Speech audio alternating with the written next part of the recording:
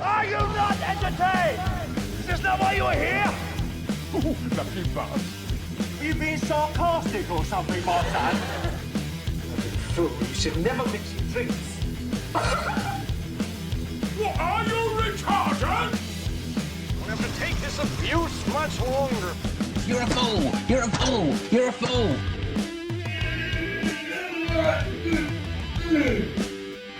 Oh, that's what we call diarrhea.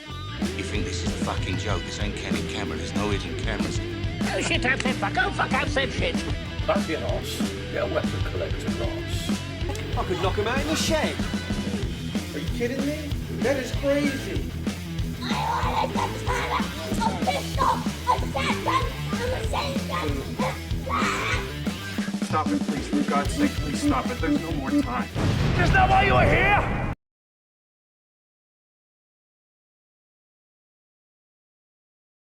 Right everyone, WeaponCollector here. Right, I've got a new series for you.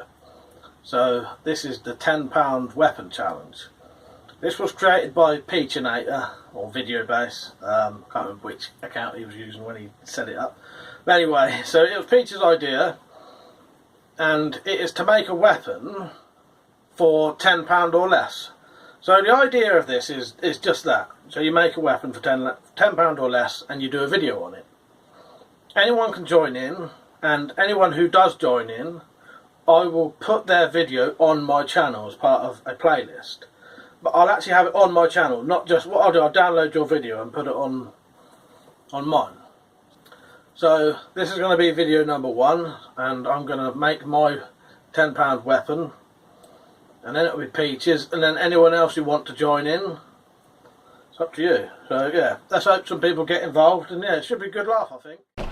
Right, £10 weapon build. So I've got my materials, piece of scrap wood, even if you bought a bit like that probably would cost you a lot. Piece of scrap aluminium.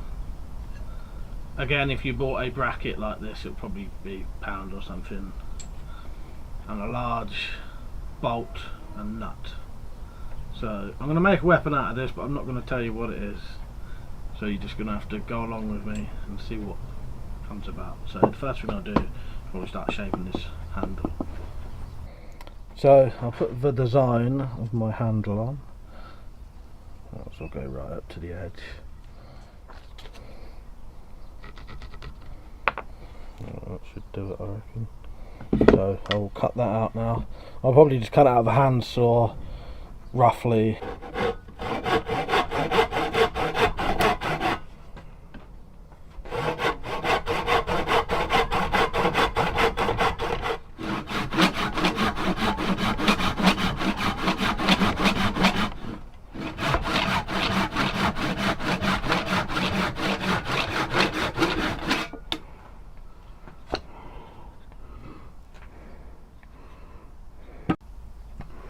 Right, if you can hear me alright with the gas mask on, I'm going to start shaping this handle now, which I'll use a plane and a spoke shave. Alright?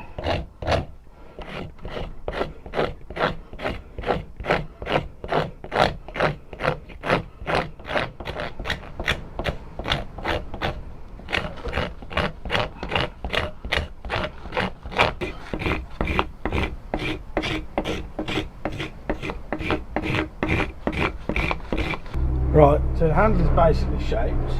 Now I need to put this piece of aluminium, I'll cut the top off, or one end of it off. That needs to go on there, and I'll screw that in at the bottom there and the bottom there. Maybe a bolt right the way through. Not sure though yet.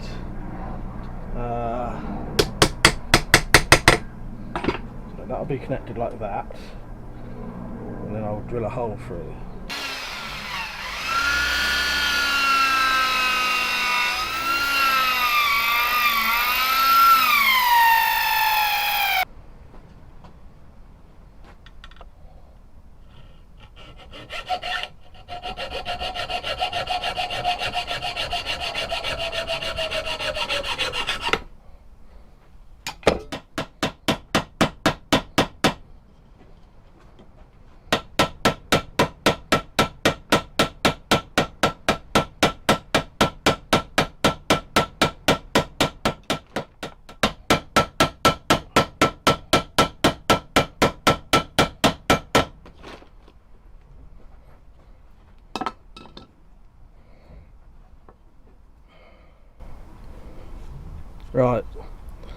I'm just going to cut this edge down so it's in line with the aluminium, both sides, and then drill the hole.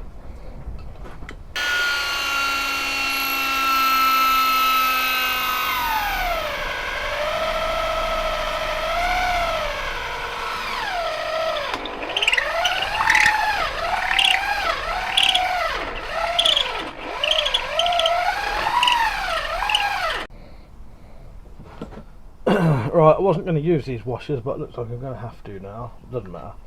So, alright, which way is which? That's the right way. So, but I can use these washers like a little blade as well. So, that'll be on like that. This one will be on here. And this will be a little bit like a mace as well then. So now I need to tighten this nut up and turn this end into a spike.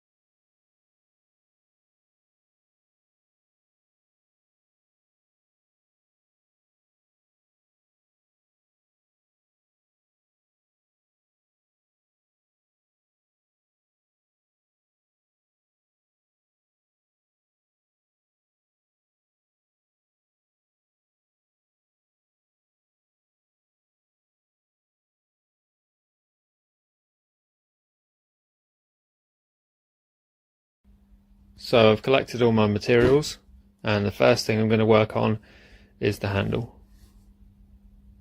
Okay, so at this point I'm just taking this Mora knife and going down and sort of using it like a draw knife to flatten out both sides of the handle, so I can have sort of a rectangular plank of wood to work with. Okay, here's the progress after using this knife to sort of flatten it out into a board. So I've got two sort of flat sides there, then more of a rounded area, and took a bit more off this area so it can be the handle. So here we have sort of like a boken sort of short club sort of thing. Taken the tenon saw and taken both of the rough ends off, and at this point I can cut the slit down the top here to accommodate this blade, and I'll do that now. So I've put the head in and marked where I need to drill to put some bolts through to hold that on. Just cable tied around here to stop it splitting any further down, and that is what we've got at the moment. So time to secure that. So I finished drilling through the wood and the metal at the same time. Just swapped out drill bits halfway through. So I was using this 6mm drill bit here, which is this one. So the Stanley ones are really good because they have like the smaller head there, so it's like drilling a pilot hole with a smaller metal drill bit beforehand. Because first of all I was using this and it was really no good. So quick tip, use one of these ones. Now I could just sharpen this and use it straight away with the you know, to take off those cable ties and tighten the bolts and all that and give it a sharpen. But I'm going to add some languettes or lunge, I think it's a French word. They're just metal strips that go along here to stop a incoming attack damaging the wood so much. So I'm going to sort of measure those out and attach those now. I'm going to probably put them under the bolts here and just have one piece and wrap it around the top and stop it just before it gets to the grip here. Let's do that. There we have it, there's a piece of aluminium mending plate. I've just drilled through these top few holes here so I can get the bolts through, because those holes were slightly smaller. It's really cold outside today. But it's not so bad being in the garage. Right, it's going to slip this over sideways like that, and then bolt it all together, and then we can work on the handle, sharpen the blade, and we'll be done. There we go, put all the bolts through and got the languettes, whatever they're called, on. But as this is aluminium, it's quite springy, so they're sort of just hanging out the sides. So for that we're going to do something really easy. I don't have one of those metal sort of cable tie things, the hose clamp, so I'm just going to use some electrical tape to wrap around this bottom area here. I'll leave this top part exposed because it's held down enough by these bolts, and then I'll work on the handle. So for the handle I'm going to put some of this Gorilla Glue along it. I've already roughed up the handle to give it something extra to stick to, and then I'm going to just use a piece of this cut off chamois as the handle, and then I'll probably wrap the end of it with duct tape. I might put a lanyard loop or something on the end, and we'll see what happens. There we have it, almost finished, just need to sharpen the blade now. There's our handle. We've got a really cheap chamois on there for a decent grip, glued that all on, and just wrapped a little bit more of the electrical tape around the ends. Sharpen that up with a couple of files, and then tomorrow I'll do a little test demonstration of this, cutting some stuff, and we'll see how good it is.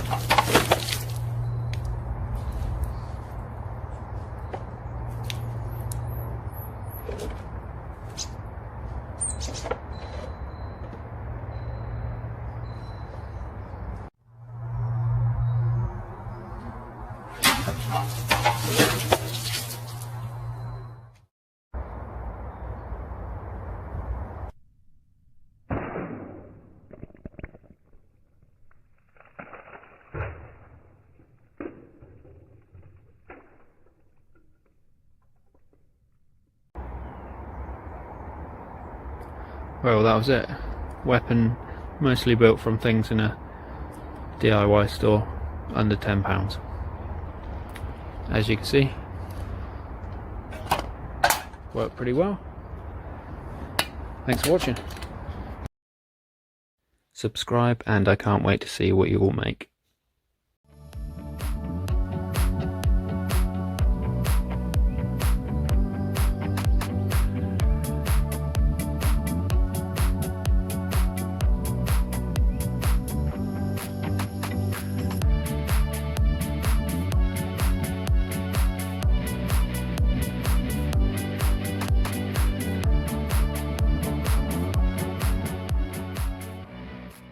After a hard day's graft, nothing quite relaxes me like a nice cold pint of vodka.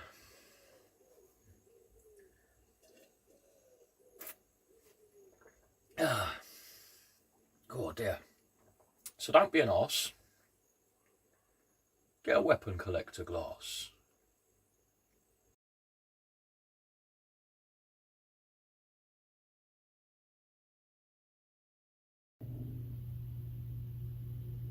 Fellas, I decided to enter Mike's WeaponCollector Mike, his 10-pound weapon build challenge. No, it doesn't weigh 10 pounds. The cost has to be under 10 pounds. His challenges aren't really a challenge that you win anything, but they're cool, like the shooting competitions and stuff. So this is my weapons build. What this was is it was a garden hoe, right? And I had an issue with this. It kind of fell apart. The wood was rotten on the end here. I still got the little metal cap. I kept that. I filled this with epoxy somewhat, as best as I could. So this is solid on here now. The rotten part is all solid. The rest of the handle was good. I'll put some pictures to go along with this, but basically I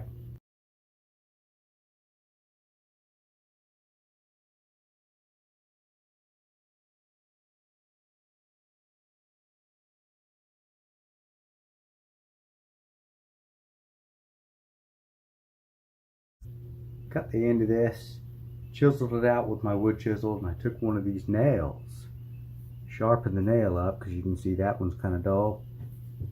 Look at this one. Oh yeah. And I took some 550 cord, wrapped around it, kind of got it in that channel that I chiseled out, and now I got me a spear.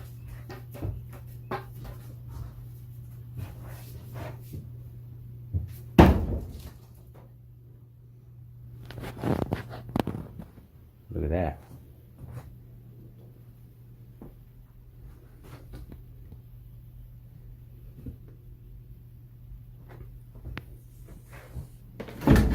Oh shit, you don't want to come out. Hold on a minute.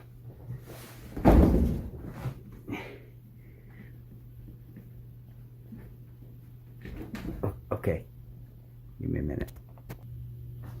Okay, finally got it out. But yeah, that's my 10-pound, or I think they said equivalent to $13 in American money.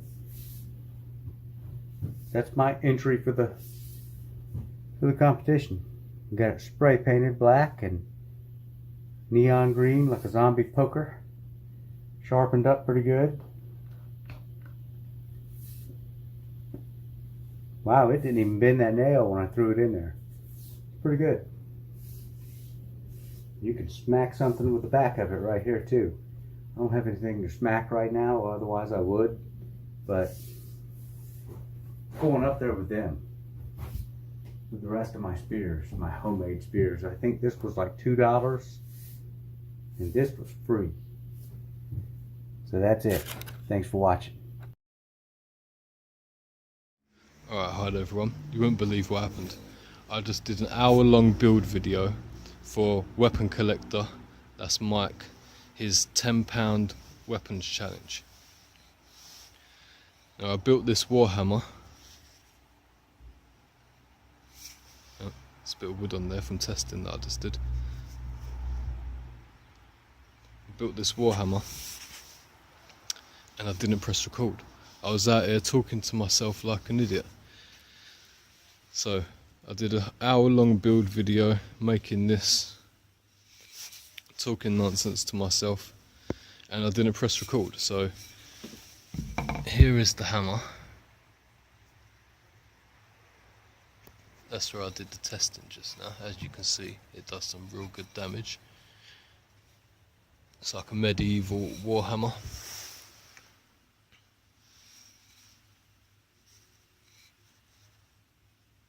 Yeah, set the camera up, got to work, did over an hour and 10 minutes worth of grinding on the angle grinder. Ground the shaft of this down, give it some sandpaper, give it some linseed oil, and then I say see you later to everyone, and then I'm going to do some tests. Go to pick up the camera and I notice it's a black screen. I opened it and I didn't even bloody press record, did I? So there goes that hour-long video. Anyway, it weren't going to be edited, so it might have been a bit boring to watch. It was just me grinding those 4 faces, so just imagine you saw me make it. But yeah, so this hammer cost me like £8 I think, so this falls well within the bracket of the £10 challenge. So there you go, Mike, that's my entry. I still might get around to making that sling rifle, but this is my quick entry for now because I wanted to get it in there. That's the £10 weapons challenge from WeaponCollector, Mike. Right.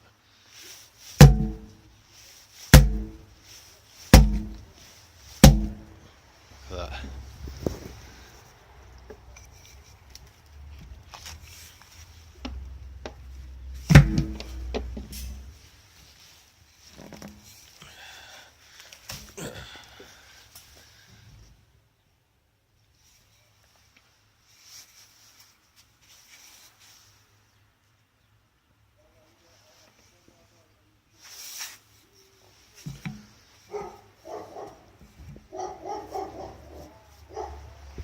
Get a better shot of it.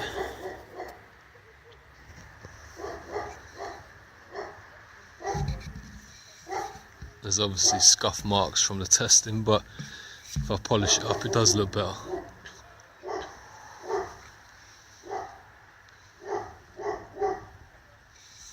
Okay, I'll see you guys next.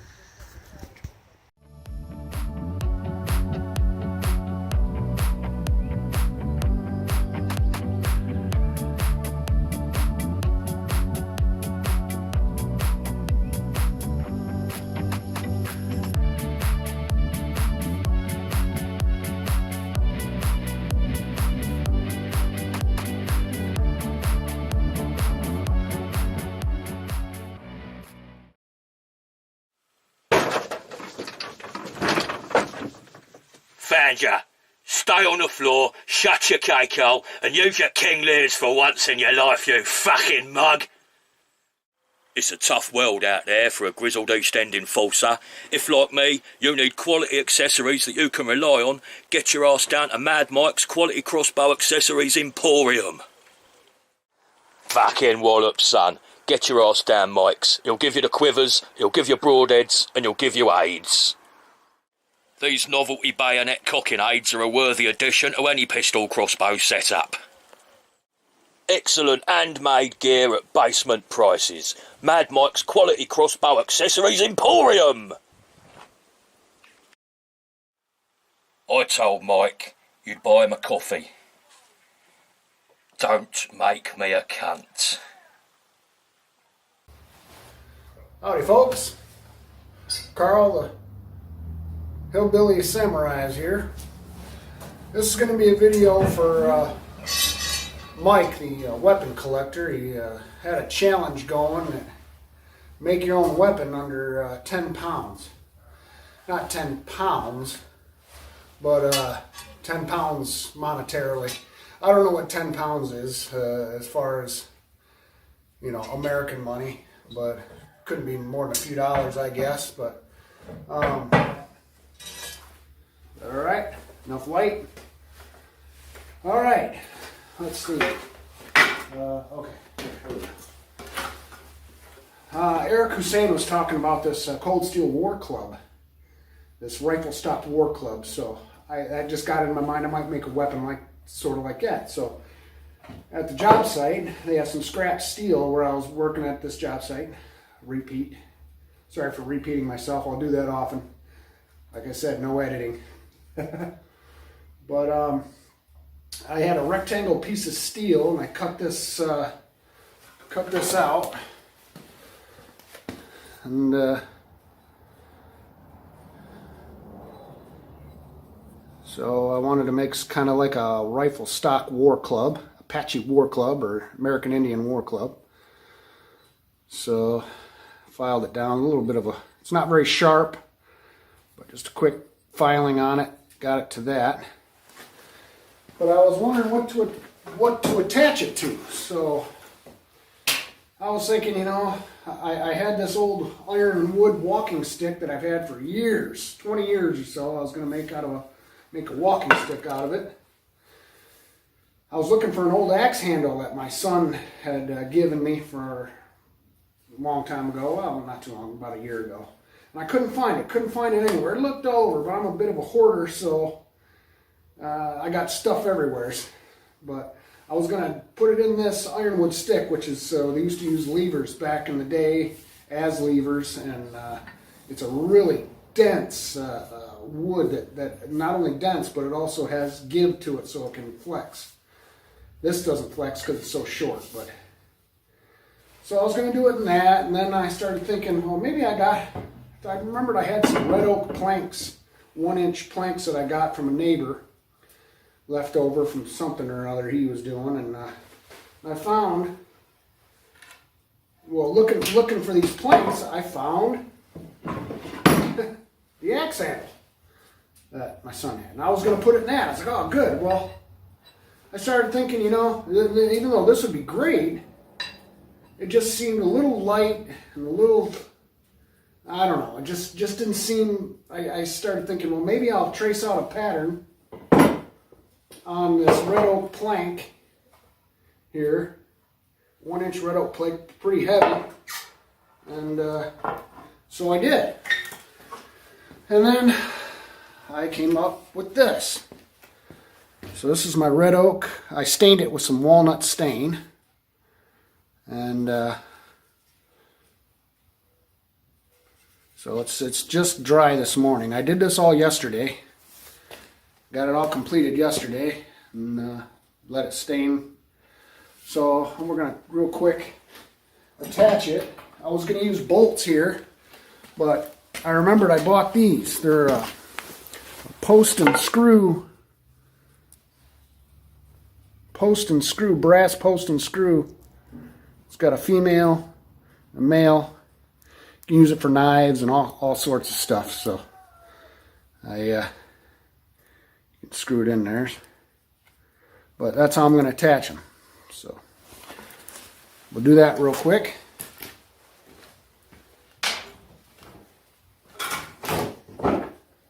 See, it goes in there like that, like this and like that.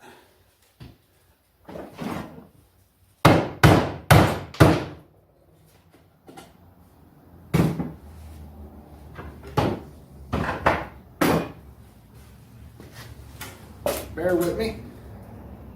A little bit of assembly required. Let's get the other one in here. Sorry for the silence. Kind of gets boring. I'm going to try to keep this video down to, you know, so many minutes, because people's attention spans start to fade after about 5 to 7 minutes. But there you go. It's attached. It's in there real good. And,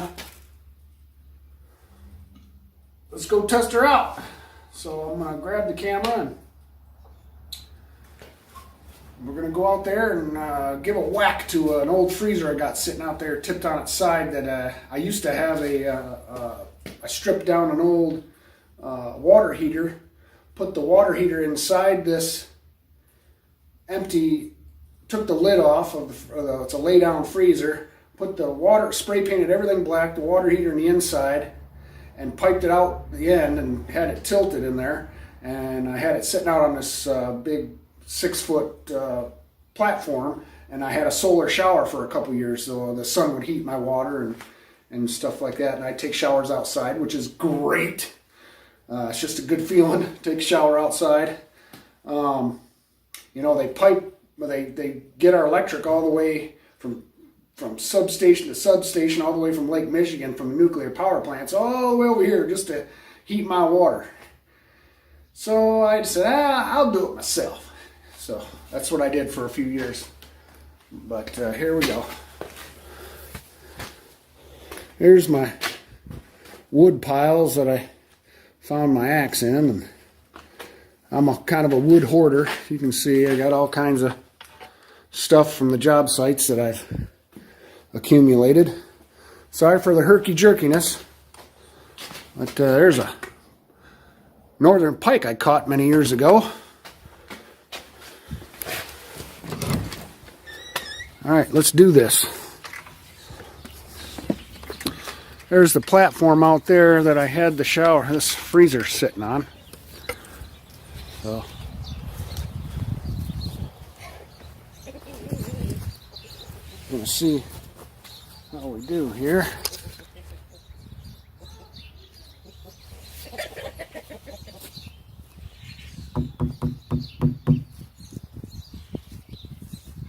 Make sure there ain't no chickens in there. I'm wondering if I want to hit it here. Might start a leak in there. And what the heck. Hopefully it holds up. There can be only one! Oh, that went all the way through.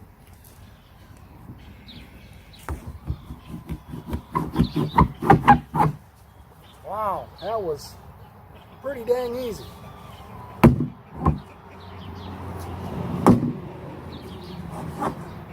Wow. There you have it. I like the brass, sets off good with this dark oak or dark walnut stain I put on it. Well, there you have it. The Native American rifle stock war club. God, family, friends, and country, in that order.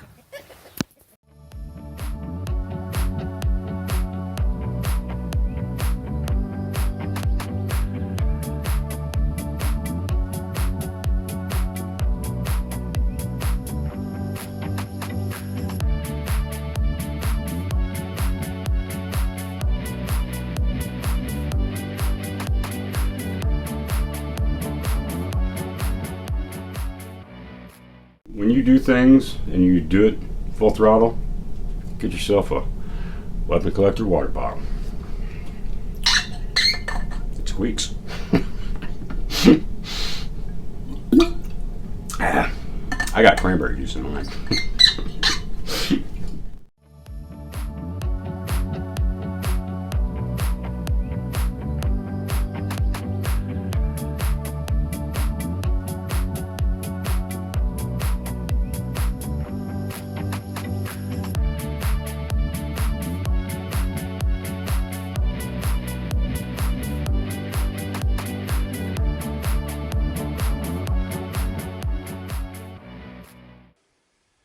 Right everyone, this is my entry into that £10 weapon build video that's going around.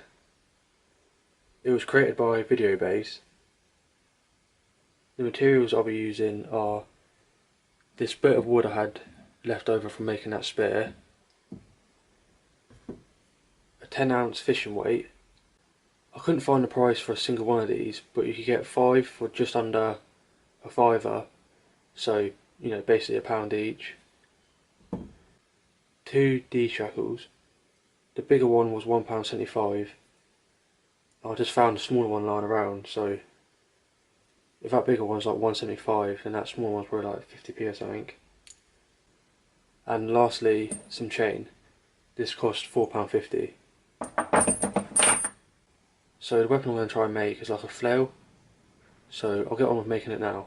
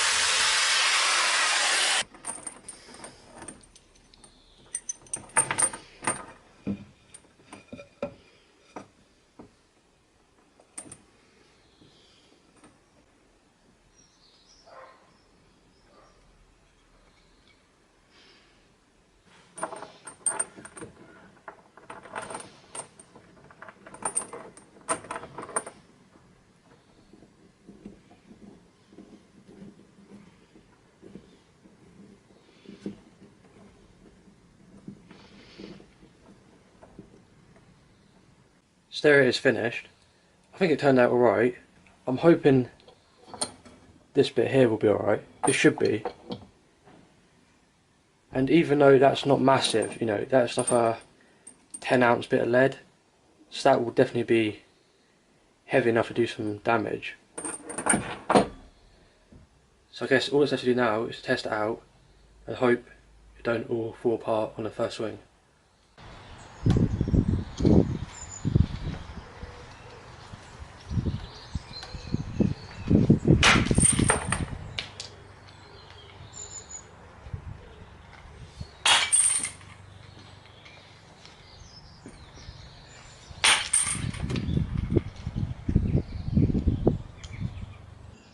Need to switch out to a better weight. Not as heavy, but that top bit seems better made.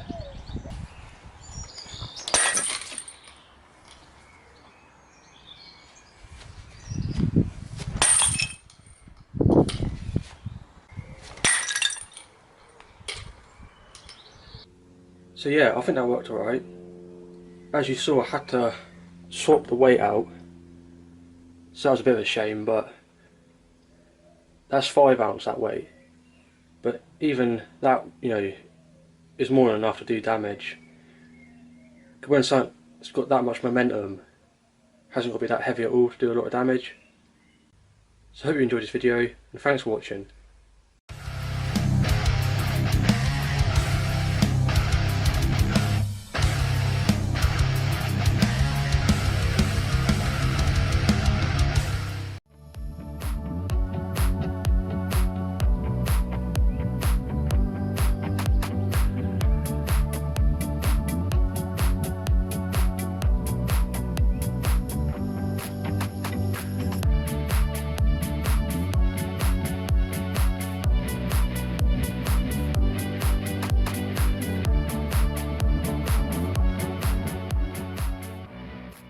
After a hard day's graft, nothing quite relaxes me like a nice cold pint of vodka.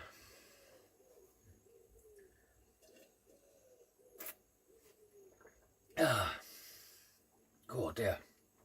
So don't be an arse. Get a weapon collector glass.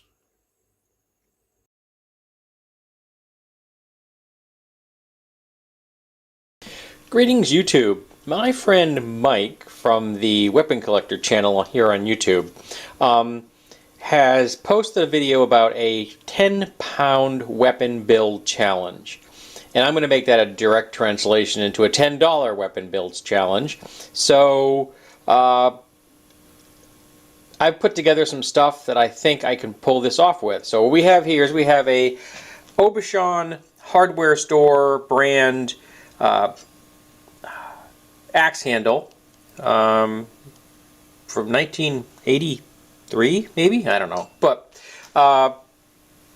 and well, the 75th anniversary, so around 83, which I think I picked up for $1 or $2 at an estate sale, because I buy lots of things in lots. For example, this 3-pointed weed whacker blade probably cost me $1.50. And I did not intend to copy a friend of his who also used a weed whacker blade.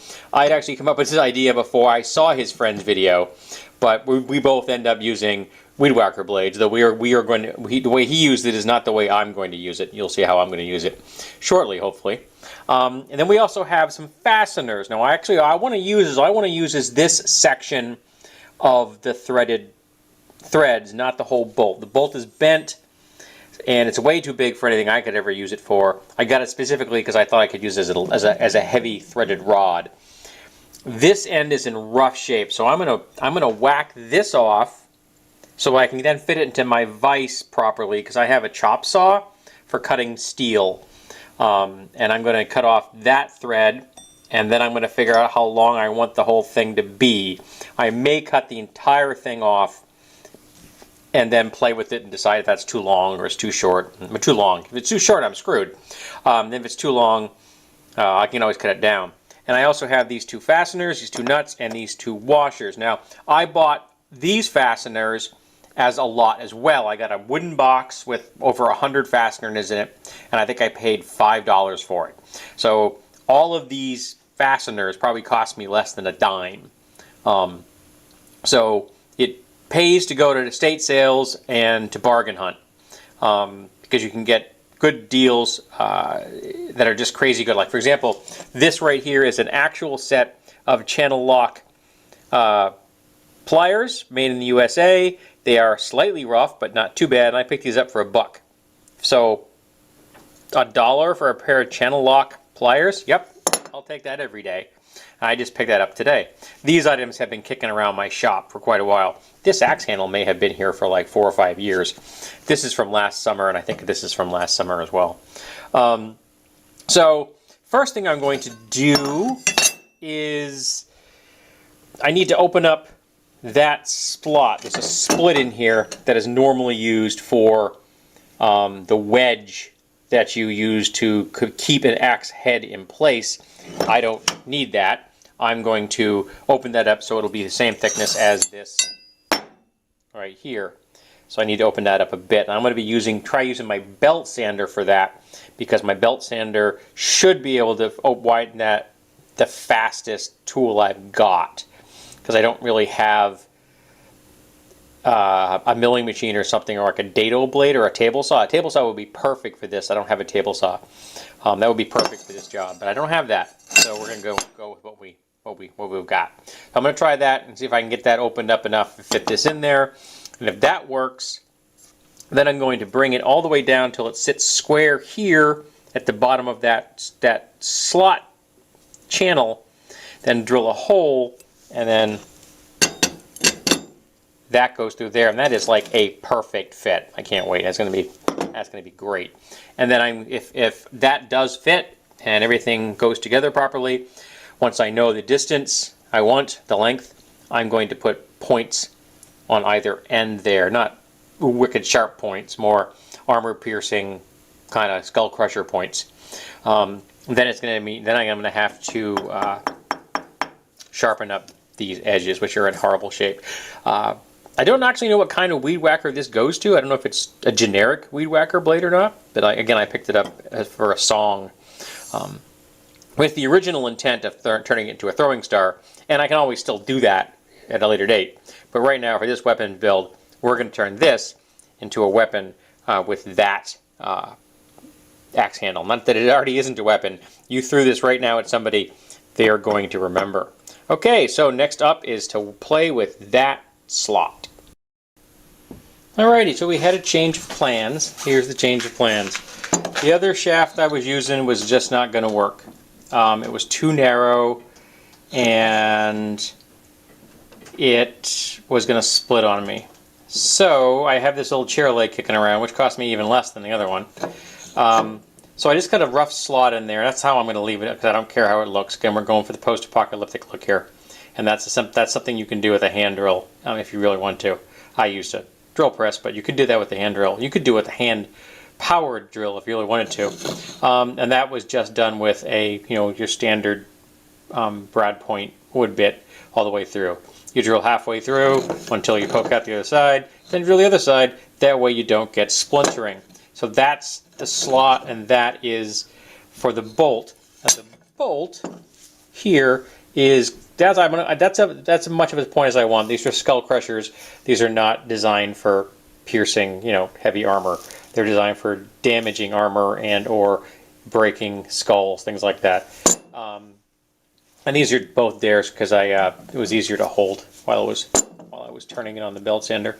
Now I need to sharpen these up, and then I'm going to put the whole thing together, drill one more hole here so that I can have a pin through it. It'll be a bolt, but a pin through there that will prevent this blade from rotating when you're hitting something, because that alone is not going to apply enough force to keep this from kind of moving back and forth slightly. So there'll be a pin in there. That's the last thing I'm going to do. So the next thing is going to be get my angle grinder out and start sharpening. That shouldn't take too long. I don't need these things to be shaven sharp, just sharp enough to do a slashing or piercing attack. Gotta say, I really like the contrast between the dull color and the bright ground edge. Yeah, I like that. That's a good look between the rust and that nice shiny edge. And again, it's not shaven sharp. It doesn't have to be. But that's pretty. I like that. That's a nice visual appeal for me. Yeah. Okay, now to assemble it and drill that last hole. So there we go. That is the completed object. I'm going to go outside and take some stills. If I've got any light, I will set up the camera and see if I can get a shot of hitting something with this. I don't know if I got any light left. What time is it now? Let me check. It's a little after 4. We'll see if I got enough light outside to do something with this or not. This is just a bolt I had kicking around. Again, I buy lots of things, so this thing probably ran me 4 cents with the nut that came with it. Yeah, I get cheap things cheap because I'm a good bargain hunter. So go outside, take a look around, see if I got any light, and take some stills, and hopefully maybe get some video of me hitting something. Alrighty. Let's see if I can do this one-handed, because I'm too damn lazy to go upstairs and get the tripod. Almost. Almost. One more. Give one more try.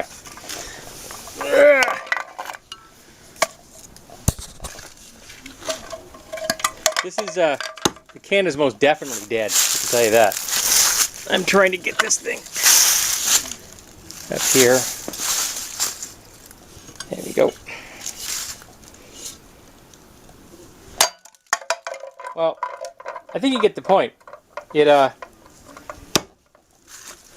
definitely hits hard, and oh, that goes deep, man. That goes in deep. That's really quite satisfying. Of course, this is going to destroy my stump even faster. Fastest way in the world to get a stump to go away is cut a hole in it so that the water can get in. But who cares, right? That's what I got this stump for hitting things. So there you go. Can wasn't destroyed quite as nicely as Michael's was, but you get the point. So this is my latest toy, the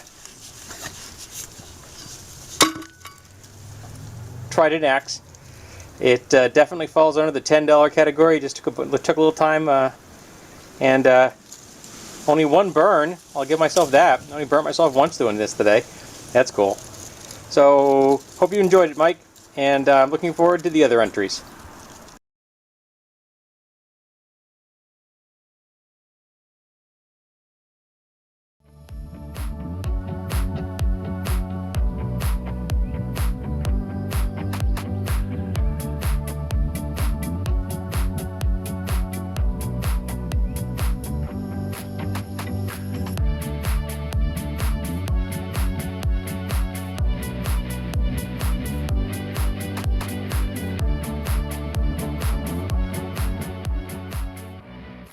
When you do things and you do it full throttle, get yourself a WeaponCollector water bottle.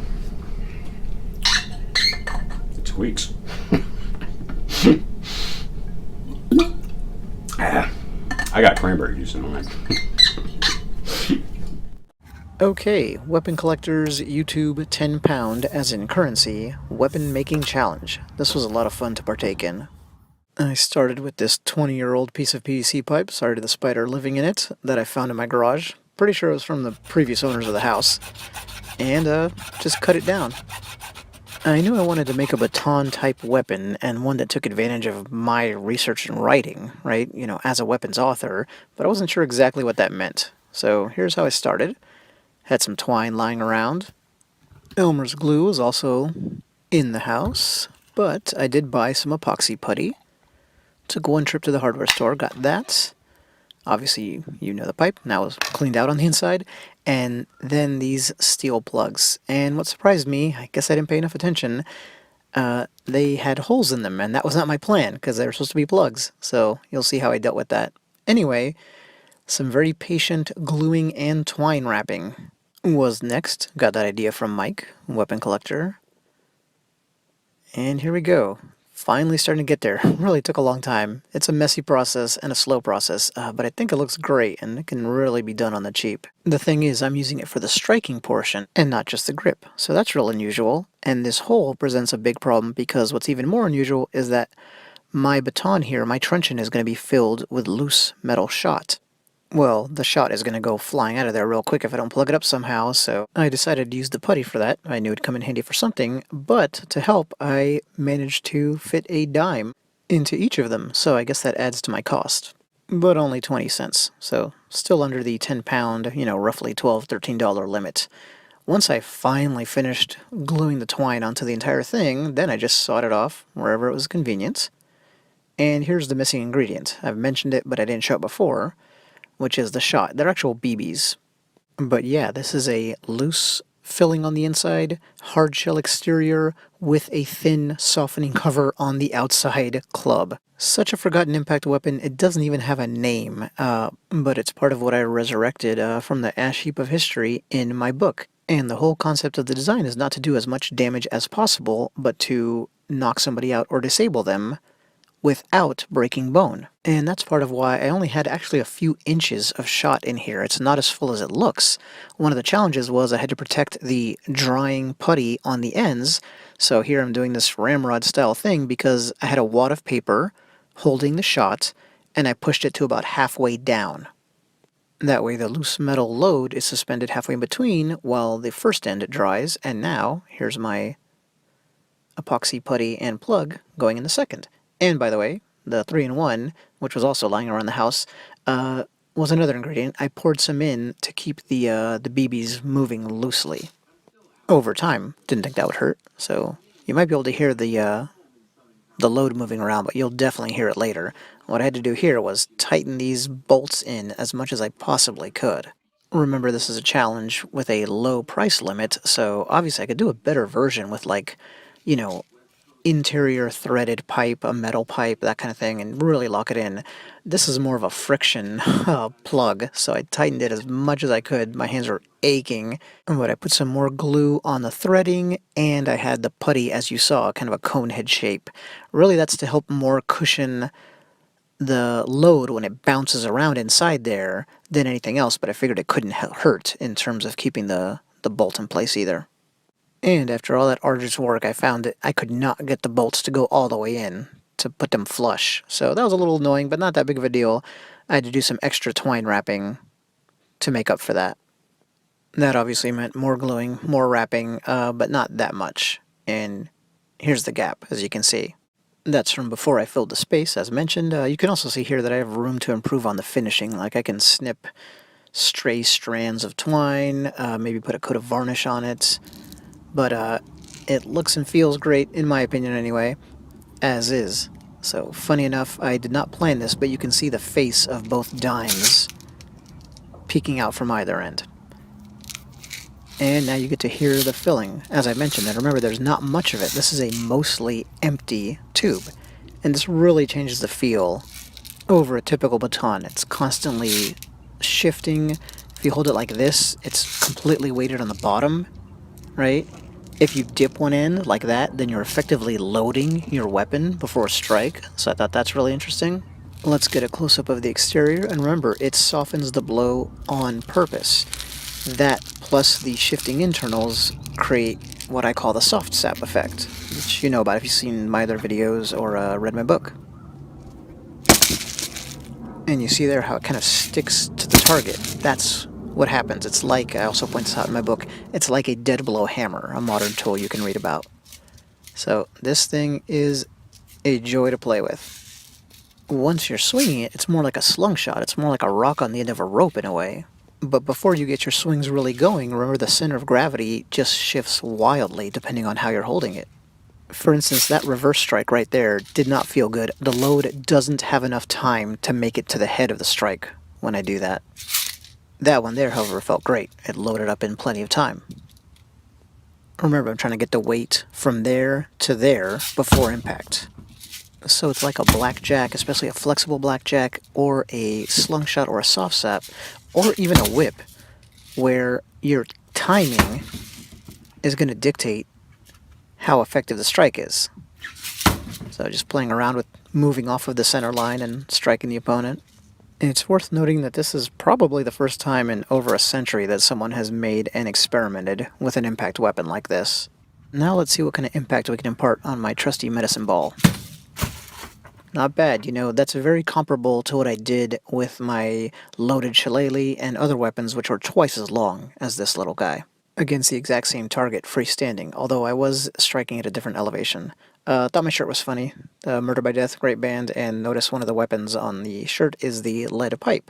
So the original version of this weapon, this Victorian era, never-do-well, you know, Peaky Blinder, Apache, Nine Rabbit type weapon, would have been a thin lead pipe. So again, you're not trying to create something that could bash through concrete. A very thin lead pipe filled with shot and wrapped in something. The specific example in my book is eel skin. So the thick PVC, relatively thick, I think was a good substitute for the lead, because again, lead has an internal softness to it as well. So again, you're not trying to do just the hardest material you can possibly find. But I understand lead pipes by street toughs because it was just so common. Anyway, the point of the overall design with weapons like this, whether soft sap or this particular, I'm calling it a rain stick here, was to sink the energy deep into the target while minimizing the surface level damage. There are more surprises to be had in handling one of these. It's great to have this to experiment with. Short snapping strikes are interesting because the load is completely at the bottom, so the part you're striking with is almost completely unweighted, so it moves out to the target and returns very quickly while sacrificing a lot of power. Like I talked about, timing is important, like striking my palm here. If you don't get the timing right, it's like a surfer missing the wave. And as mentioned, that relates to other flexible saps and blackjacks. And that level of nuance gets left out a lot of discussions where it's usually about, well, which kind hits harder? There are actually different kinds of impact, and which one is quote-unquote better, depends on the situation and the user.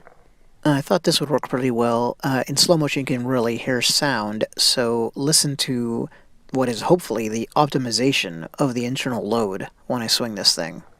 This is pretty neat. You can even hear the shot moving from just slight adjustments before I swing.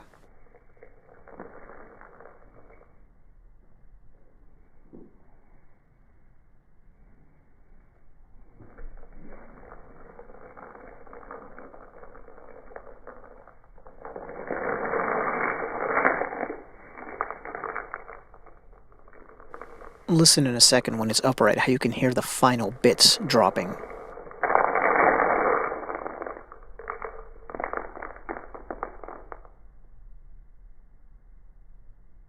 And let's give it one final go.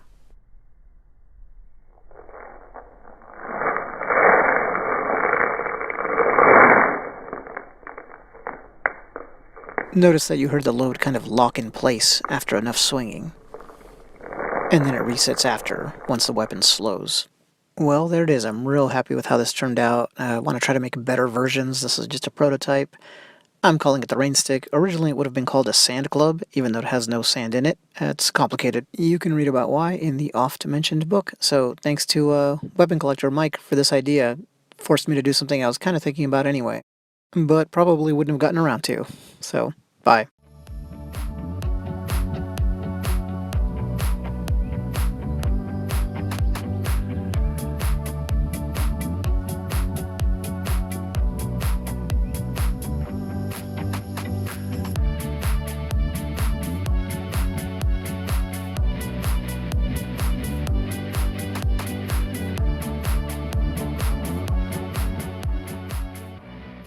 All right, morning everyone. This is wood burning hickory.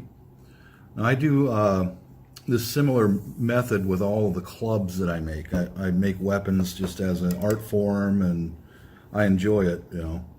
This is a pickaxe handle, made in the USA. Bought it for $10 at Habitats for Humanities. Finally found a good handle that's not broken. But okay, the way I make these channels in here so that the boiled linseed oil could go deep inside of here. I'm not going to linseed oil this one until spring so I can have the door open. But the way I usually do this is I take one of these little Mora knives and I carve out and I follow the grain. Then I'll come back in here with these modified dental picks and gouge it even deeper and deeper and deeper and deeper. Then I used to use some sandpaper in these grooves. But I bought this little wood burner, and I'll give it more information about it later on after I get this project finished. I've tried other wood burners that are cheap, but they didn't generate enough heat to be able to burn hickory. Hickory is like iron, man. This stuff is tough.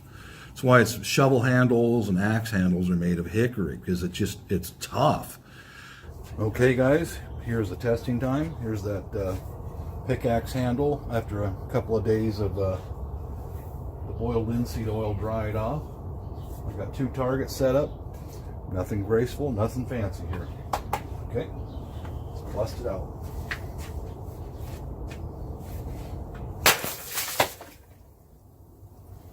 There's one.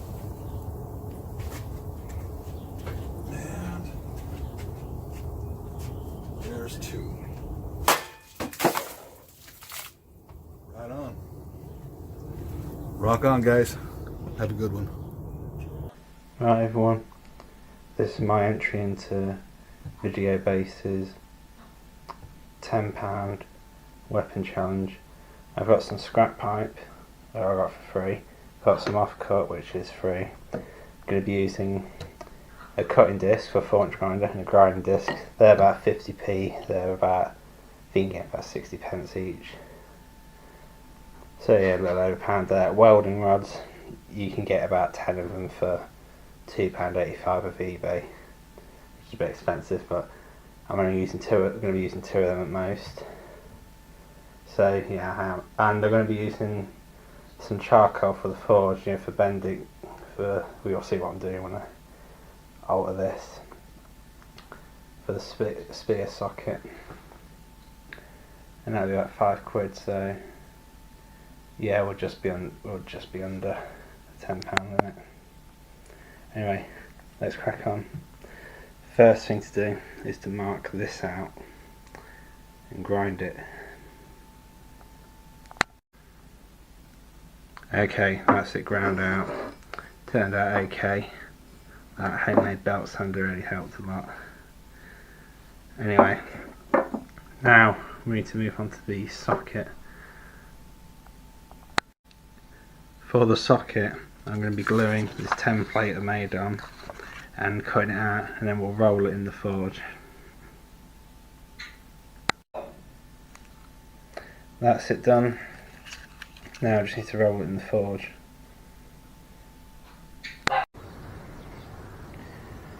Anyway, that's the socket rolled and attached to the spearhead. Now just some cleaning up. That's the spearhead all cleared up.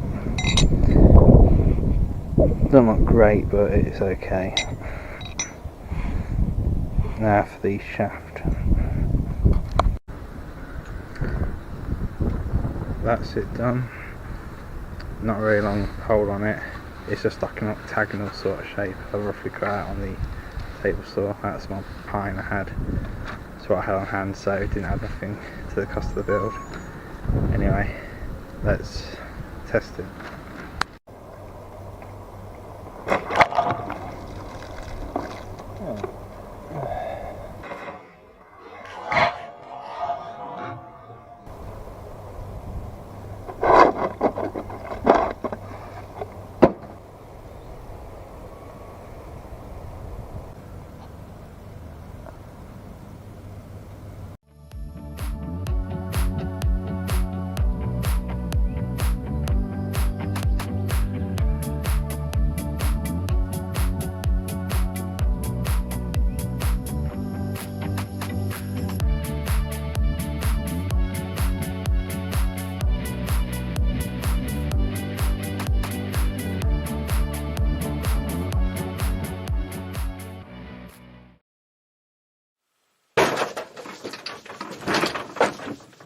Found ya.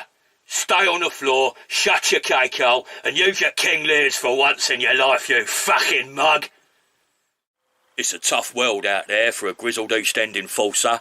If, like me, you need quality accessories that you can rely on, get your ass down to Mad Mike's Quality Crossbow Accessories Emporium. Fucking wallop, son. Get your ass down, Mike's. He'll give you the quivers, he'll give you broadheads, and he'll give you aids. These novelty bayonet cocking aids are a worthy addition to any pistol crossbow setup. Excellent handmade gear at basement prices. Mad Mike's Quality Crossbow Accessories Emporium! I told Mike you'd buy him a coffee. Don't make me a cunt. This is my entry to the Weapon Collector's £10 weapon build challenge. And I realise the conditions aren't very good, but I've waited 3 days and I've just lost my patience now.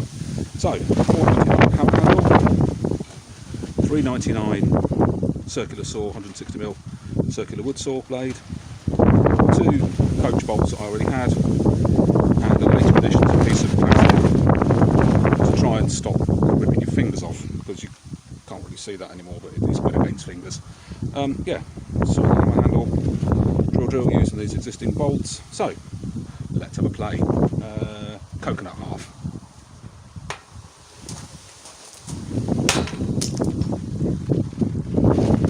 Okay, let's try bottle full of ice water.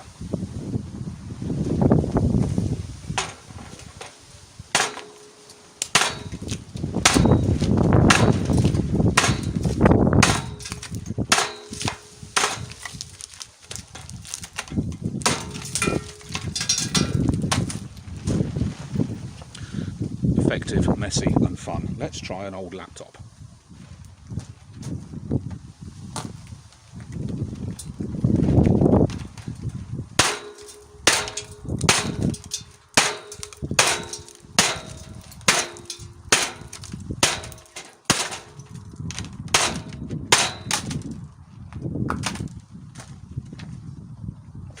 That was equally good fun. I've got a lot of pent up frustration to get rid of at the moment.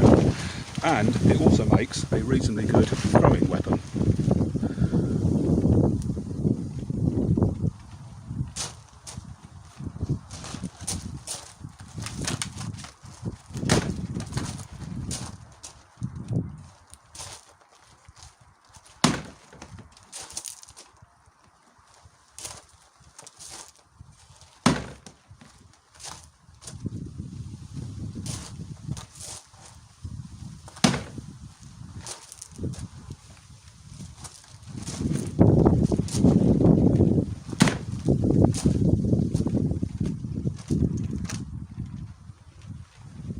Yeah, so there we go. All in all, what, I can't even think. £9 to build. Quite a lot of fun as well. I've actually been practicing chucking this, and it's quite good fun. Anyway, that's my entry. Hello everyone. Yeah, this is Orion here, and I'm doing the £10 weapon challenge for Mike. Big up Peach for coming up with it. So yesterday, I had an idea. There was an old tree in my garden that I didn't really want anymore, and it was just in the way. So I thought, well, I had an idea to try and do a spear. I had this idea ages ago, but someone's obviously done that. So I wanted to make a club. So what I'm going to do is sort this piece of wood out now. I've given it a nice shave and, you know, taken all the bark off and that. And I've got this, you know, this was a couple of quid, there weren't much. So I'm going to use this and put it on the end and see how we get on. Right, so I've essentially glued it on and wedged it in there really hard. That is not coming off. I'm going to stick, once it's glued and I've sorted it all out, I'm going to stick some screws and bits and bobs in. I've got this bracket that I don't know what to do with the end. I might cut this off here, and there's this bracket I'm going to put on the end that I had from something else, and it will make like a glass breaker slash, I don't know, some sort of weapon at the end, so you could use it as a club.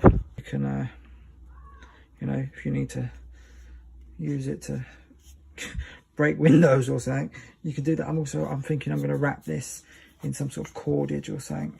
We'll see. It's an idea. I mean, obviously the wood I got for free out of my garden, and the knob bit was £2. And the bracket I'd say was probably about £2 as well. So all in all, well, we'll see. I might paint it as well. We'll see. So welcome to my very messy workbench. What I decided to do is put this guy on there, some sort of metal clip thing that I've had for a while laying about, but it's going to be a really good glass breaker. So I'm just screwing that on now. Then I'm waiting for this chap here to, it's really solid. I'm going to put a screw through there then and make sure that's solid too. And then I'm going to get rid of all this once this is all dry, and then we'll paint it up and give it a good old test. So see you in a bit. Right, so I was going to put screws in this to secure it, right? But problem is with these screws, if I put the screws in there, it's going to split the wood. And I think it did at one point. With one of the little pins. These ain't massive. These are little pins that just go in there. But it split it a little bit, so I was a little worried about that. But this is absolutely fucking solid now. And obviously it's got the glass breaker bit at the bottom, which is awesome. So you know, that ain't coming off. That is gonna do some pretty good damage, to be honest. So I'm looking forward to getting this sorted out now, and I've got to wait for the glue to dry, so this probably won't be today. Probably looking at tomorrow for finishing this off and getting out and testing it. But I'm looking forward to it. I might shape it up a little bit and get some paint on it and whatnot. All right, see you then. What I did was basically I chopped away all the bits that were at the top and sanded it, glued it again, and tried to make it look as pretty as possible, really. But this bit here didn't come up. See the crack there? I'm hoping that holds up. otherwise it's going to be the end. But I was going to spray it, right? I was going to spray it, and then I figured I had a bit of paracord left, so I thought, well, why not just wrap the dude and make it more of a grip, because it was sliding all over the gaff. I put a little lanyard bit on the bottom so it don't run anywhere. Let's see how it is tomorrow.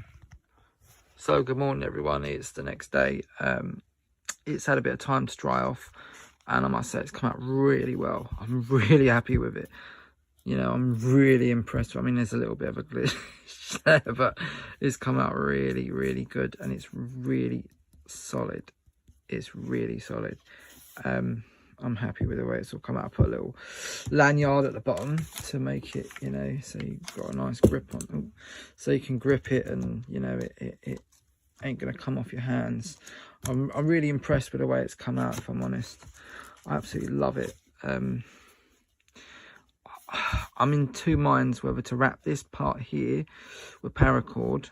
I don't know why, just because it looks good really, and cover the pins up, the nails. But the thing is, when it hits, the whole thing hits. So I'm just tempted to leave it like that, maybe. I don't know. We'll see. And I was going to paint it. I changed my mind, and the reason I changed my mind was because paint's just going to come off. When you smack something, it's just going to come off. I've got an ink that will stain it, so that's probably a better idea. I don't know, we could try it and see how it comes out. And obviously, if it don't look good, then I'll just re-go over it again, or do something else with it. But I'm really happy with the way it's come out. I've always wanted a decent club. Always. I've got loads of knives and stuff and bits and pieces, but I've always wanted a club, so this has given me a good excuse to make one. And it's absolutely fudging solid, as my daughter would say. So yeah, excuse the mess, and sorry about the paintings. My kids doing paintings up there and whatnot. But we're going to go out and test this in a bit, but I'm just trying to figure out whether to wrap this bit or not. I think I might just leave it like that, you know, because when you hit, it hits all of it. So I think obviously if I put paracord on it, it's only going to soften the blow. We don't want that. I'm going to try and stain it maybe, and we'll see. Right, see what happens next. Right, just finished staining the end bit, the knob bit. I've given it a couple of layers. I think it looks really nice. Whether it stays there or not is two different things, but at the moment I really like the way it's come out. I'm tempted to put another couple of layers on it just in case, you know, because it's going to get bashed around pretty much. But I'm really loving the way it's come out. I mean, I haven't done this end, I've left that wood, you know. I mean, I could take this off and do the whole end bit, but I don't know, I kind of like the way it is. I think I might just leave it like that. I'm going to put another couple of layers on that bit. I mean, it comes out pretty glossy, doesn't it? But I must say, I really like the way it's come out. I'm hoping it stays in one piece. It should do. It's really tough. But I'm definitely going to put another couple of layers on there, because that's going to come off. Right, we'll see you in a bit. Right, so just a little update on this. What I did, I went against my better judgment and did the end as well, because I figured it would look much better. I also did the clip at the end. Now it's in more of a tactical black. This is really shiny now. I'm just waiting for it to dry, and then hopefully we can put it back together, take it outside and give something a good smash. So here we are. Right, here's the finished product. Quite happy with the way it's come out. Put quite a few coats. I mean, it's lost a bit of its shine a little bit, but that's all right. It's going to lose it anyway. I decided to do the whole bottom bit, took it off, painted it with the same stuff. Right, I haven't got much in the way of stuff to break, so I got this. Obviously this isn't really designed to do anything else, but you know, it's not really designed for like big pieces of wood and stuff. It's more of a defensive type weapon, so we'll see how it comes out on this. We'll give it just a little crack and see first. All right, this is difficult with one hand. Let's try it. It's kept quite a good Wow. Yeah, that's I lost a bit of paint, but I kind of expected that. That's still in one piece though. That's pretty solid. That's pretty decent. I'm quite happy with that. Unfortunately, I got no glass, but the back side, you know, that should work for this. So we'll just give it a go quickly and see how it comes out. I mean, it should kind of like just, yeah, that is most definitely gonna.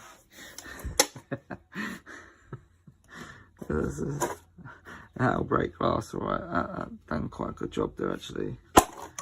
Right, look. Yeah, that's a nice bit. So it's kind of a double-ended weapon, really. You've got the ball bit on one end, and then you've got the out on the other. Well, thank you to Mike and Mike the Weapon Collector and everybody else who's also put in. Make sure you subscribe to his channel. And yeah, this has been Orion with the £10 weapon challenge. Oh yeah, I forgot to say, this obviously was a couple of quid. The rat was about, I don't know, it's about £2-3 worth of rat there. So it's what, about a £5.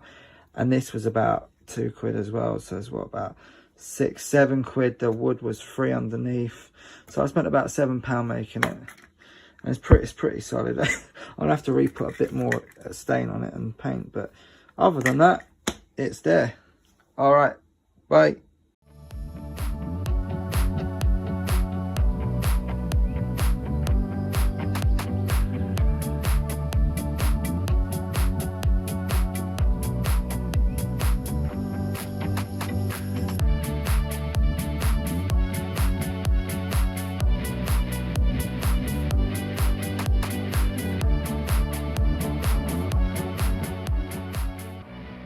Hello YouTube, talk about 1984. Long time no see.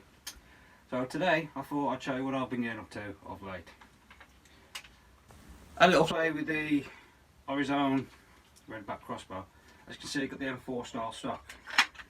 That's now been mounted properly, screwed into place, it's now straight, in line, all that good stuff. That's what I've been playing on. As you can see, I've got some other things fitted too. Laser, grip, light, pretty normal stuff. However, I did that and I was watching a video of weapon collectors yesterday, and he done a theoretical scenario. It was basically, how would I set up one of these pistol crossbows for a shit hit the fan situation. I thought that was pretty good, and it also worked well because he was doing a challenge. Can you make a weapon for under £10? English pounds, that is. And I thought what I'd do, I'll try and combine the two. So this is my version of a shit hit the fan pistol crossbow. Purely hypothetical scenario, bear that in mind obviously. And then I figured, well, how can I add a weapon to it for under £10? This is what I come up with. Quick detach, cruciform type spike, bayonet. Yeah. So as we all know, they don't like it up them. So anyway, I'll quickly show you how I've done this. If you just like to move in, focus on the mount. As you can see here, standard torch mount, fitted over the top of a laser. All I've done, modified a cheap torch. It was one I had anyway, but it cost, I think it was about £1 anyway from the pound shop. So that was £1. Took out the internals, took out all the guts, simplified in the channel, simple bayonet clip, just like you see on a light bulb sort of thing. So again, we now look at the bayonet. Big ass nail, fold into a 3-point cruciform point, a bit like a bodkin. Then we move on to the handle or the plug. Essentially all this is a metal pipe, capped at either end. Pieces have been threaded to fit into it. And I simply just put 2 thumb screws in the side. There's a spring mounted in here, by the way. As you can see. It is under spring tension. Close it in, locks it into place. Goes in, well, comes out a lot quicker than it goes in. So that's that. my weapon for under a tenner. If you count the cost of the paint, which is £1, the cost of the torch, again £1, and the cost of a 12-inch nail, again £1. Cost me well under a fiver each bit of time. Obviously I had the tools to do it anyway. Everything I used was scrap material anyway. Again, scrap material, so it didn't actually cost me anything. But if you was to make it yourself, that's how much it cost you. Literally just a couple of pounds. And that's it really. Just like to say one thing before I close. Obviously, this hypothetical, a little bit of fun. In reality, it wouldn't be no good. If I was to try and use that, this is aluminium. Truth be told, if you was to start poking that into something, it'd deform in no time. It'd be okay for stabbing a farm target once or twice. It's good for show, something to talk about, but it wouldn't really last. It wouldn't stand up to much. And then again, when you consider this is essentially a plastic frame, again, if you're putting that kind of force and energy into it, you'd break it. So it's not really practical. It is just as it is. A little bit of fun. Looks cool for YouTube. But again, that's all it is. Just a bit of fun. And that's that. Done about 1984. Peace.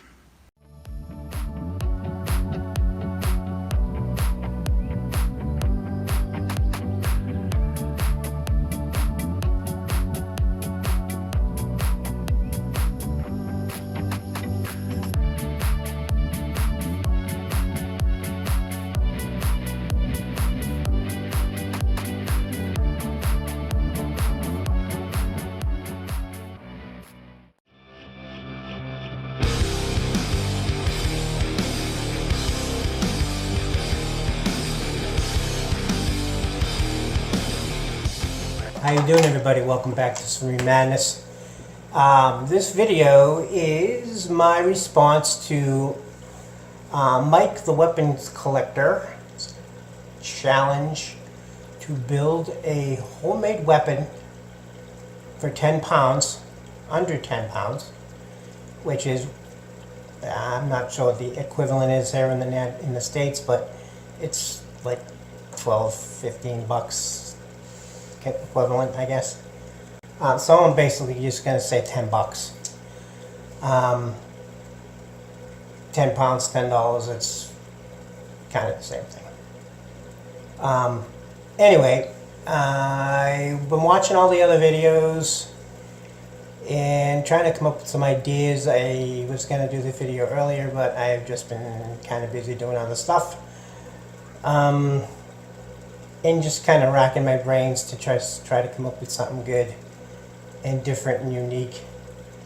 I've watched several, like I said, I watched several other videos that were already done, and I was originally going to do a double flail, homemade flail, but somebody just did one, so that idea kind of went out the window. All the stuff I got, I didn't have to spend any money on. It was all sourced from my shop with stuff that I had lying around, so it's just stuff that I had lying around. I'll show you what I'm going to do.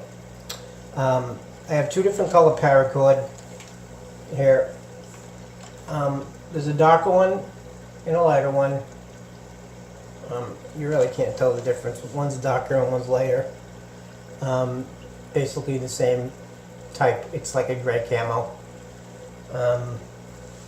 Actually, that's not showing me because I grabbed the wrong one. Okay, here we go. One's darker and one's lighter. You really can't. You may be able to tell the difference. So there you go. So I'm going to form a handle. There's going to be a key ring on the end of it, and here's the key ring.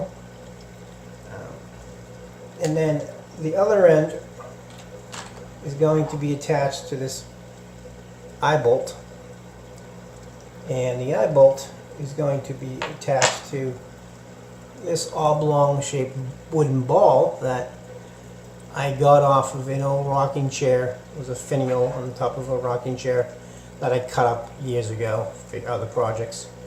And so what I'm going to do is I'm going to take all of these. I have a whole pile of these sheet metal screws, drywall screws, whatever you want to call them. And I'm going to measure them all out, and I'm going to insert them all over this ball to make spikes like a star, like a spike ball.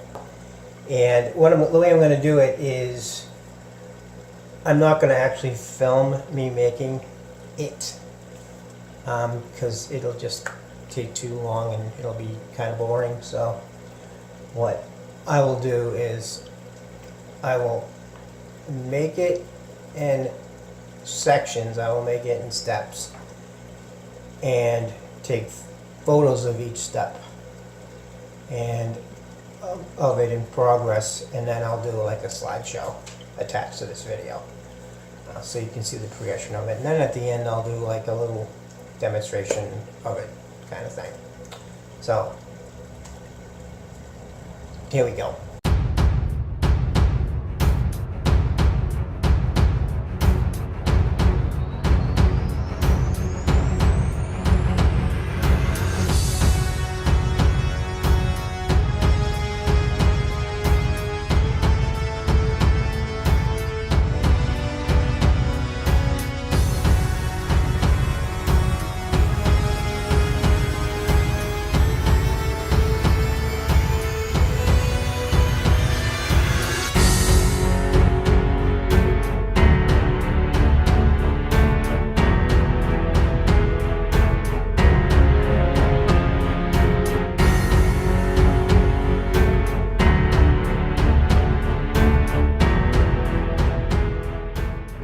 I'm back.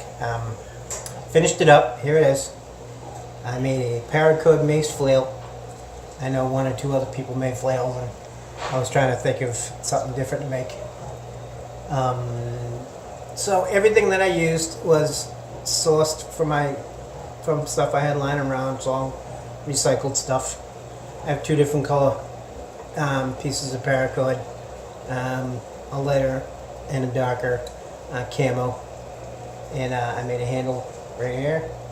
And a paracord, there's a ring on the end for whatever, you want to hang it off or something. I had an eye bolt. And I originally had a wooden ball, and I was going to put spikes all over it. And I didn't like it. It'll show up in the slideshow, or it's in the slideshow. I didn't like it. So I looked through my stuff and I found this piece of finial that came off of an old hat rack that I had in my pots bin. So I used that. Later on, I think what I'm going to do is probably paint it and then maybe add some spikes to it. I don't know. And pretty it up for later on.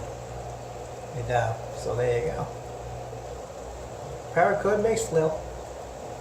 Hope you like it. And that's it. There's the video. Like, subscribe, hit the bell button, get my feeds, and comment in the description box below if you like this thing or not. I've been doing a lot of paracord stuff lately, just trying to keep busy. I haven't really been doing any videos because I've been busy for the past couple weeks. Just trying to keep busy and just trying to catch up with stuff around the house.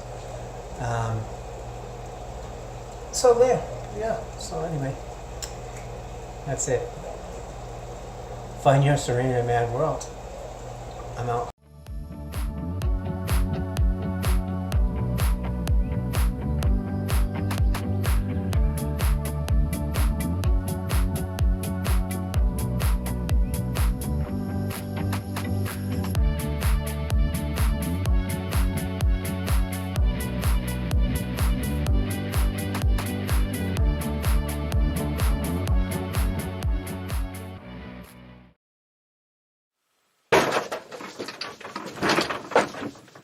Found ya.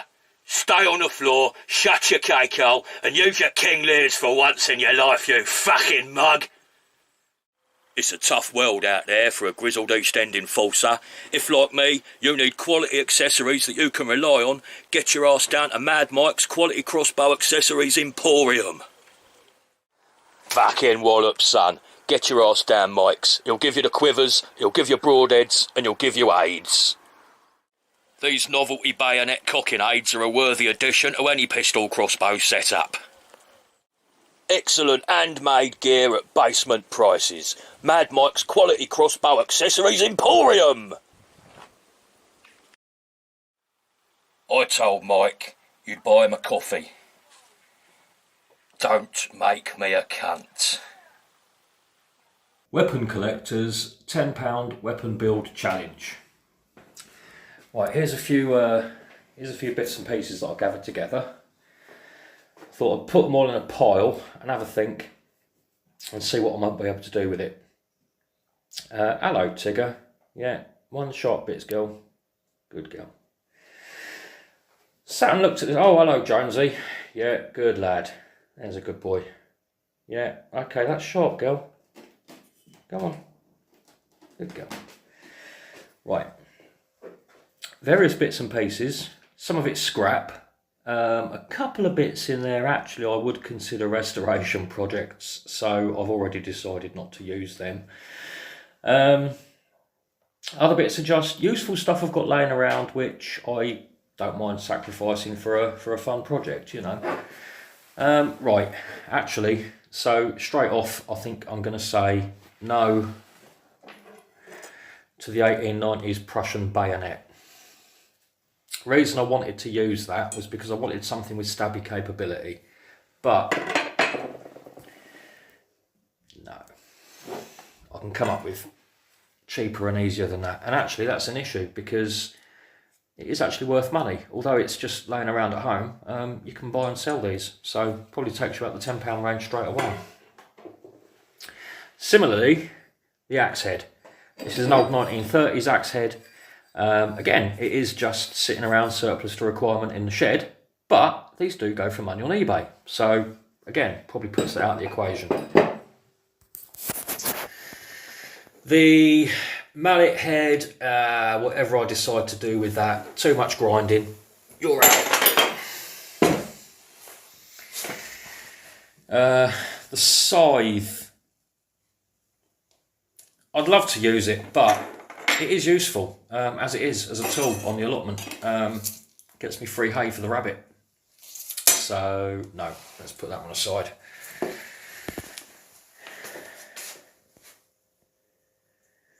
I want something I can swing around. Let's say, for example, that somebody wrote a movie about some crazy, you know, this is a complete hypothesis. This is pure fantasy. But say somebody wrote a movie about a crazy killer pandemic virus that caused, you know, global depression, complete economic shutdown, starvation worldwide on all continents, you know, complete breakdown of law and order. Just imagine that some crazy director wrote a film like that. You know, I know, hard as it is to believe. Characters in that film might be interested in defending their homes from a corridor or a doorway or a window or something along those lines. A stairway also is a good point of defence in your average domestic home. You want something you can swing around but which is very short for when you get really close, but you also want something pointy to keep them away at a longer distance. So I'm thinking this handle.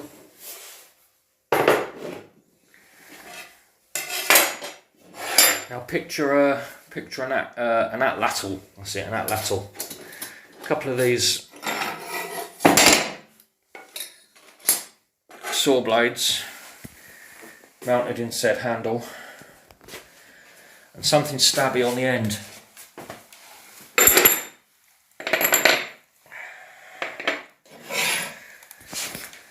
Could be the bolt, could be the end of that line pin, the blades could be the bow saw blade, something like that. I'm thinking along those lines. Yeah, alright, nice one. We'll see what I come up with.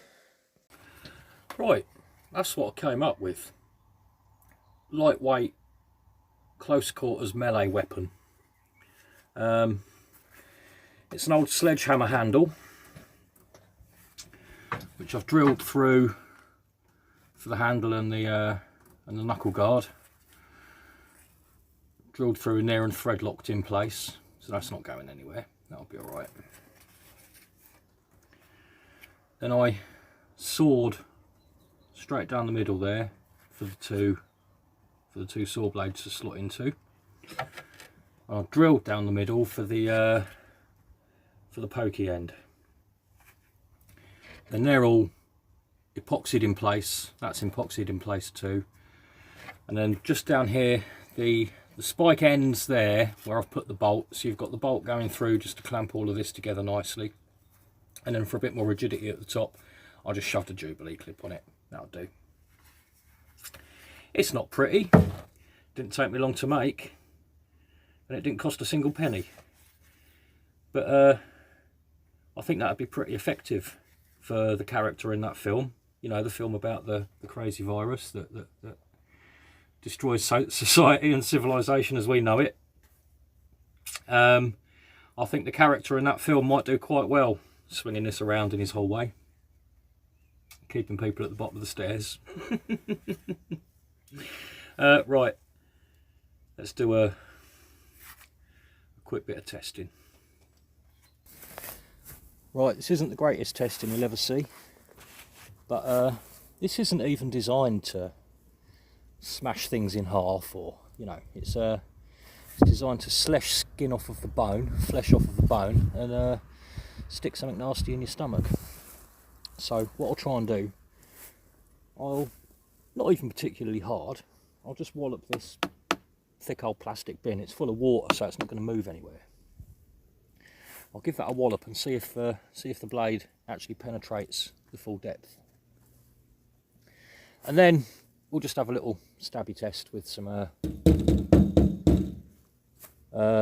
carbon roofing stuff. Right.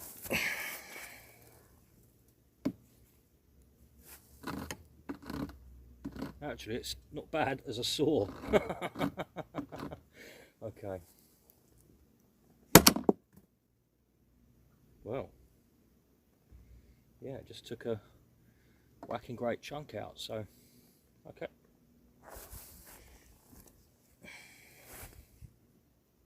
Ah, now I can see from that, actually, can you see it?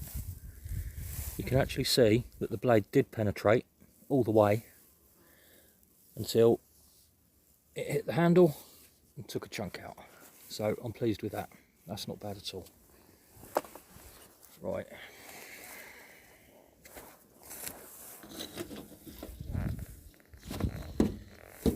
Where are we? Let's see.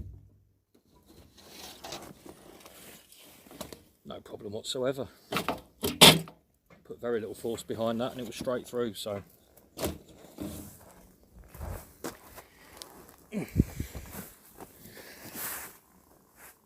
I'm going to give that a thumbs up. Considering it took no time to build and cost nothing, that's a handy prop to have. I like it. Cheers.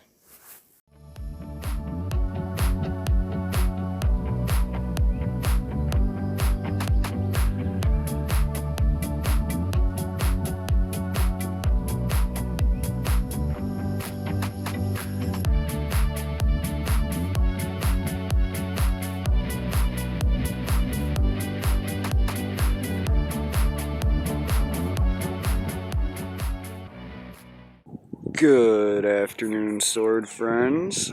So what you see here is my father's inadvertent submission to WeaponCollector's 10-pound or less homemade weapon challenge. This one came in at a whopping cost of $0.00. Let me show you what he made for me here. Now, he made this after seeing the Hanway Claymore I got yesterday from Backyard Samurai, and fucking made this as a training tool out of an old snow shovel handle, and I believe some washers and some things from some old-ass weight equipment. But he made it so you could adjust it and take it off and put more or less on there depending on the weight you want. But I couldn't help but notice its resemblance to a medieval mace. I mean, if you're going to use it as a mace, you'd want to reinforce the holes a little bit and use a shorter bolt so that wouldn't get caught and put so much stress on the wood. But shit, man, if you had to take out one person, this would make quite an effective weapon as long as you had the room to swing it around. And it's quite fucking heavy. You could definitely fuck somebody's day up with that shit.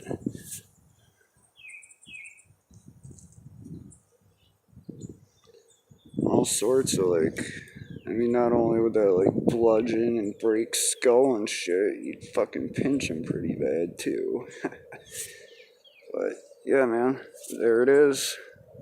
Thanks for watching. Have a good one.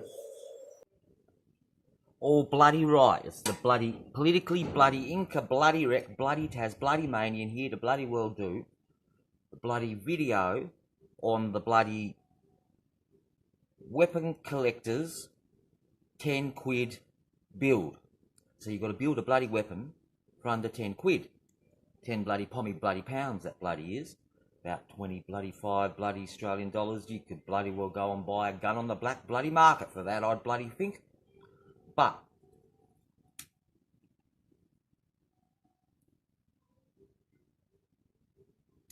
in this part of the world, I'll put it down to like under 10 bloody dollars.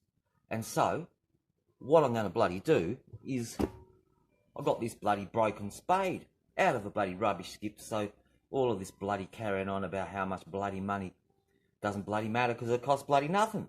And so what I'm going to do with this bloody spade to turn it into a bloody weapon is I'm going to bloody cut it into the shape of a bloody halberd, stick it on a bit of a pole, and it'll be bloody good for social bloody distancing, won't it? Bloody good. And so, I'm going to bloody cut it up with this bloody pair of scissors. Shouldn't take too bloody long. Ah, there.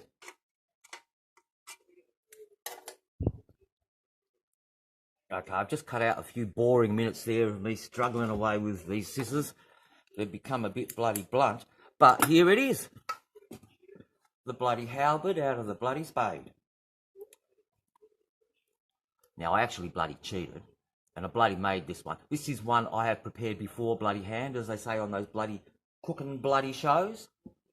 But it's just a spade head. This one, it's a good spring bloody steel spade head. This other one, it's too bloody heavy. It's not bloody spring steel. It's one of these new modern fandangled rubbish bloody things. And so this is good. Good bloody spring steel, bloody sharp, bloody strong. And the features I've bloody put on this is it's very sharp up under here. So if I'm jabbing at someone and they grab hold of it and try to bring me into their social bloody distance, or within bloody what's a fair cop of a bloody social bloody distance these days, I can pull it back and slice their bloody fingers bloody off. And this little spike here is to go in their eye, and this one's to get them on the nose at the same bloody time.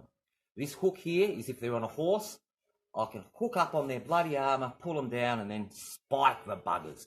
And you can also smack them with this. I think it's a bloody good weapon for the bloody defending of a bloody doorway. And anyway, that's my bloody 10 quid or less bloody build. And if you're not bloody subbed to the bloody Weapon bloody Collector, bloody get on there, have a bloody look at one or two of his bloody videos, and I bloody reckon you will bloody sub, because he's pretty entertaining. Good weapon stuff. He does the odd DVD or film review, bloody this and that. He's got quite a good sense of humour. And there's a good bloody variety, but it all bloody involves bloody weapons, which is a bloody good bloody thing any bloody way. So get on to that bloody Weapons Collector. And he has these bloody competitions like this and other ones where he gets his bloody audience involved. And that's a difficult bloody thing to do in this bloody day and age. So good on you, bloody Weapons Collector, and everyone should bloody sub to him. So bloody rack off and bloody do that now, you bloody...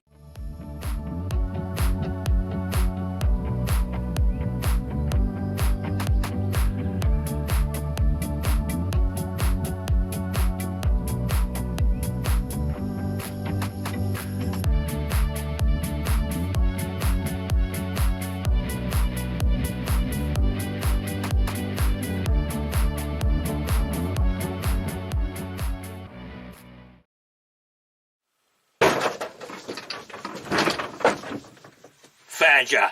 Stay on the floor, shut your cake hole, and use your King Lears for once in your life, you fucking mug. It's a tough world out there for a grizzled East End enforcer. If, like me, you need quality accessories that you can rely on, get your ass down to Mad Mike's Quality Crossbow Accessories Emporium. Fucking wallop, son. Get your ass down, Mike's. He'll give you the quivers, he'll give you broadheads, and he'll give you aids. These novelty bayonet cocking aids are a worthy addition to any pistol crossbow setup. Excellent handmade gear at basement prices. Mad Mike's Quality Crossbow Accessories Emporium! I told Mike you'd buy him a coffee. Don't make me a cunt. This is my entry for Mike's £10 or less weapons build. Made a throwing spear and a shield, a small shield. Cost me literally nothing because I had all this in my shed anyways. The shield is a symbol with exercise mat backing. The spear is made out of a shovel that got the head out of, that broke ages ago. The shaft is a windbreak.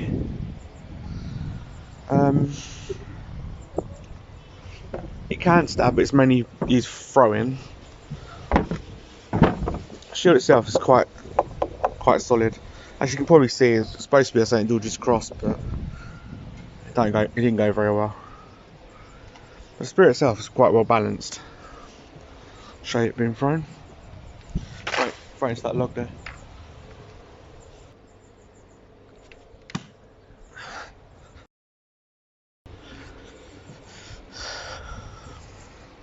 Yeah, it sticks quite well. So yeah, that's my £10 or less build for Mike, WeaponCollector's Mike. Thanks for watching, guys. See you in the next one. Hear ye, hear ye. Let us see ye entry for the $10 challenge. Well, let's start with the bottom first and go towards the top. Ooh, look at that. Nicely shaped wooden pommel. Nice thread wrapped grip. Ooh, that looks like waxed linen. In fact, it is. I know it is. Look at that well stained wood. Years of linseed oil have gone into that. So what is this wonderful $10 weapon? Well, boom. Ooh, look at that. It is a club with studs on 4 sides because I didn't have enough to buy more. They're not all lined up evenly because I didn't have a drill to pilot hole them either. So they kind of all took on a spiral a bit. But the top here is just a field tip from an arrow. My door stuck on it because I jabbed it in there. Now this actual piece of wood, although it looks nice and much like a club. Go get this in frame. Probably not. Let's try. It's long. Okay, well, there's most of it in frame. Yeah. Makes a nice club. Looks like a club. But what it is just a table leg. I bought a table leg, put in the studs, and the little screw goes up to about here, maybe, is used to screw into a table on the base. But I basically epoxied the field tip arrowhead on top so I can get a little bit of up thrust. I didn't have a target tip, so it's not quite the right shape I wanted really, but it works enough for a spike. And like I said, just wrap the handle. And all this nice shape and that pommel and everything, just the shape of the table leg. Woohoo! So there we go. $10 entry. Hope y'all like it. Club drop.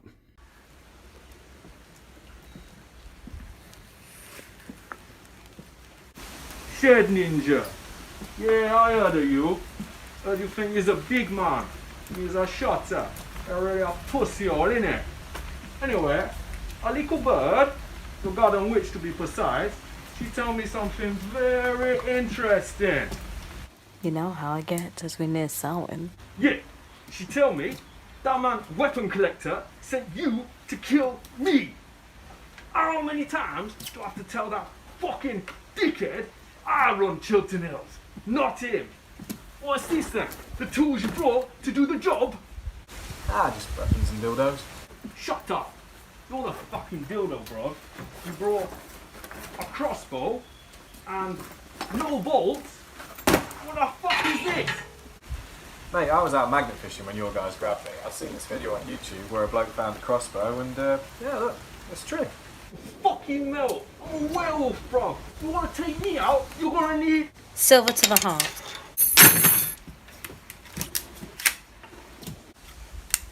Weapon Collector sends his regards.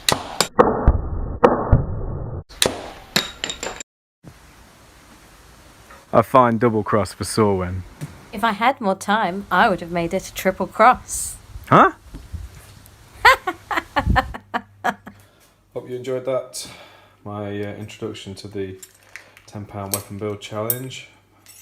So, I happen to notice that these steel straws you can get at most places are the exact same diameter as crossbow bolts.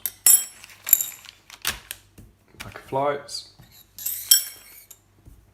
glue it on, angle grind off, smooth the edges on the end so it doesn't destroy the rail on the crossbow, and yeah, we have the stealth alleged silver dart for dealing with werewolves that, as you saw, has no penetration whatsoever. Bit of fun. Alright, happy Halloween, guys.